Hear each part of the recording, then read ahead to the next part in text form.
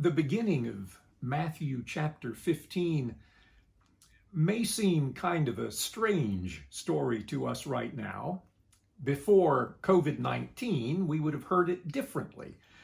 In part, this story is about hand washing.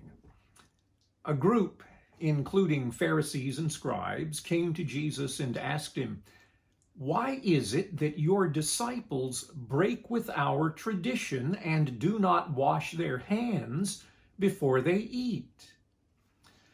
I suspect that many of you grew up, as I did, with a mother who would ask before we sat down to eat a meal, "Did you wash your hands?"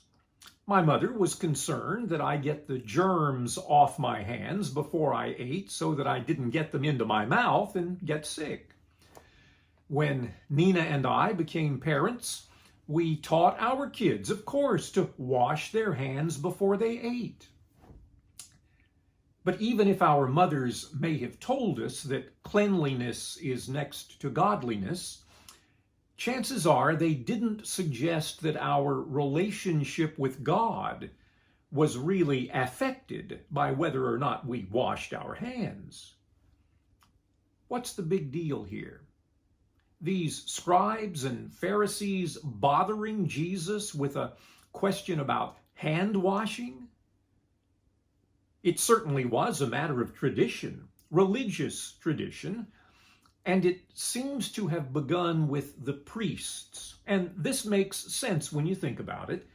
When the priests were handling food that had been set aside for God, holy food with a ceremonial purpose, they washed their hands so they would not contaminate the holy food.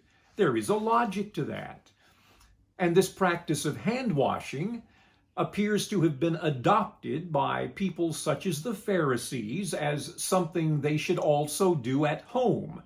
And so it became tradition. There seems to have been at one time, at least among a few of the rabbis, a much odder idea. Some had believed that there was a particular demon named Shibta who would sit on the hands of men while they slept at night. If they got up and ate without first washing their hands, this demon could be transferred to the food, and it was then dangerous, of course, to eat that food because no one wanted to get a demon inside them. However, that seems much more superstitious than the idea that the tradition came from the priests and was adopted into homes. It was tradition.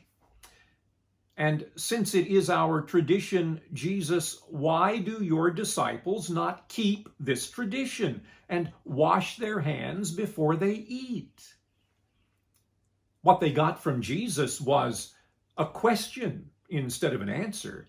Jesus replied, "And why do you break God's law for the sake of your tradition? God has said that you are to honor your mother and father. And when your tradition is to give to God what should go for the support of your parents, you are not honoring your mother and father."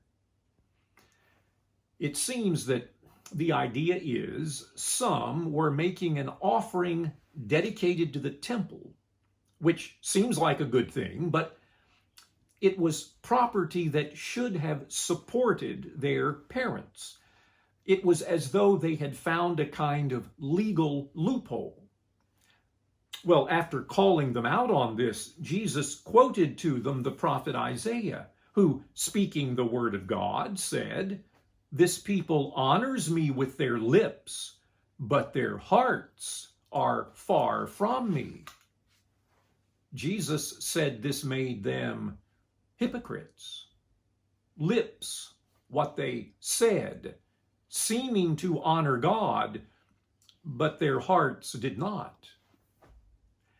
Right now, washing our hands is really, really, really important. But going back in time, Jesus is saying to these very religious men, that they have made hand washing, they have made their traditions too important. I remember an old expression from my childhood about religious matters. It was sometimes said that someone majored on the minors and minored on the majors. Small religious things became too important, and what should have been important sometimes wasn't important enough. In my childhood, this could lead to certain churches being too concerned about whether a woman wore jewelry or whether someone owned a deck of playing cards, and don't even get me started about whether someone owned a television. You've got this whole thing turned around, Jesus told them. Don't get hung up on the externals. It's from the heart that we love and worship and serve God. St. Thomas Aquinas wrote, "Man sees the deed, but God sees the intention. And so may your heart and mine not major on the minors, but seek to love and worship and serve God from the inside out." Amen.